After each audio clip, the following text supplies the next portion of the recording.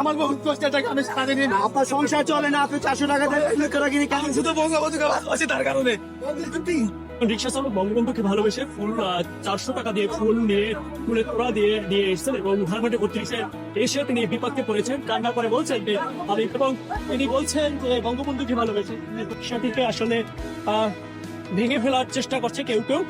সেই রিক্সাটি বাঁচাতেই কিন্তু তিনি আমরা দেখছি যে তার গায়ে হাত তোলা হচ্ছে, মারা হচ্ছে তাকে।